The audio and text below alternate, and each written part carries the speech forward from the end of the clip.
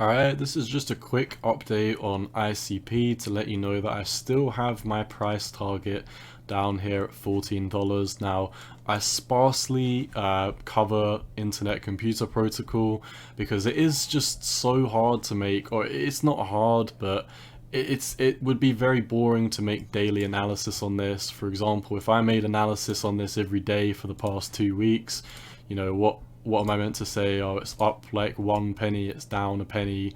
It has basically been going sideways for the past 2 weeks. So I do just try and cover it whenever I see, something extreme going on. And right now it's not really happening. So I did just want to give you a quick update. Obviously, the macro term is extremely bearish. We are still in this massive bear flag with the pole coming all the way up to $629, and it is all the way down here at $16. So it's amazing, honestly, to see this much volume traded after it falling off the table so much. But it is a very hush mix of selling volume and buying volume. From what I can see, it's predominantly selling volume. Sometimes we do have big buying wicks. But right now we're not seeing that. So the RSI is very stagnant, the money flow is very stagnant as well. In my opinion, as we did break below this low down here, when I made this video when we were down here at this wick, and I said, personally, I do think if we break below this wick, we'd be coming at least down to this 1.618. I mean, to be honest, we've already filled this target basically. It's come down, 19%, and I predicted basically a 23%. So, we've barely gone, or there's barely 4% a move in this left. But from what I can see, the market structure is still bearish. Even in the short term, obviously I just outlined the macro terms very bearish, but in the short term as well, we are somewhat emming out. And what I mean by emming out is, we're putting in these highs, and then we're having a dump, and then we're having a pump, and it looks like an M, or like this, and then it rolls down, and then if you take this high here, you can see an M, emming down, and then if you come here, you can see we've got a big high here, and now we're emming down. So like I said, I still do think we are coming down to $14. Don't want to make this video too long as nothing's really going on. But yeah, just another update. Once we do come down to 14, we do need to have a strong bounce. If we don't hold 14, we've got these two boxes down here that will mark them as green. Another 1.618 fib from this massive fib from this low to this high, and then you can see the 2.618 fib from this low to this high would be predicting for us to come all the way down here to 750. Now, from what I can see, the macro fibs work extremely well, or the micro fibs, midterm fibs. You can see when we did come down, this was basically our bottom that we were predicting we were going to have a bounce from, at least in the short term. We came down to this fib, had a bounce. So I think if we do lose this fib, we're going to fall very harshly. Like I said, we predicted this move. We've only got another 14% to go. If we do lose $14, we'll be coming down to 10 in my opinion. If we lose 10, we'll be coming down to 760, and that's a 45% drop.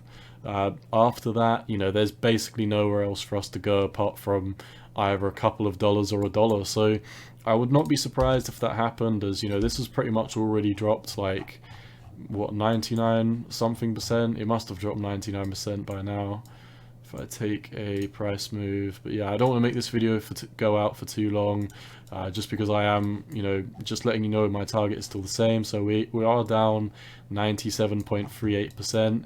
Would it be unlikely for us to come down, down to these levels down here? It would not be unlikely in my opinion. So if I was going to be buying ICP, which personally I'm not, I outlined here, if we do break out, we have so much overhead resistance that for me it's just not worth the risk-adjusted returns. I would rather buy a shit coin like Dogelon Mars, a funny dog coin, which is obviously a shit coin. I'm not delusional. All these dog coins are, pieces of garbage that are just made to make quick games, or gains, sorry. But honestly, I mean, they're less risky in my opinion than ICP, which is ridiculous. Honestly, ICP, if it does break out, it's got resistance here, here. It's got resistance on this descending line here that I won't drag out in case I mess up the target. Then we've got resistance at 24, resistance at the 618 here at 27, resistance at this top at 29, resistance at this top over here at 37, resistance at 37 as well on the 200 days. So honestly, for me to switch my tone on this, it would literally need to rocket ship up and backtest the 200-day moving average. I can honestly say I wouldn't touch ICP at all until we do something like that. I'd much rather long once we get over all of this overhead resistance than just, you know, blindly longing every time we dump, because in my opinion, if you keep on longing ICP every time it has a dump, you're going to be longing all the way to zero. And you know, that is just my opinion. I do think this coin is trending somewhere near zero.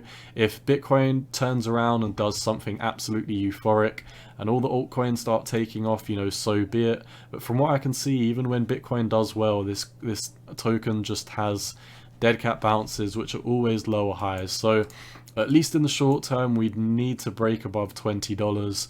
That would at least break, you know, the short-term downtrend with the highs. Until at least that happens, you know, I can't get out of bed for this. Like I said, I think we're coming down to this 1.618.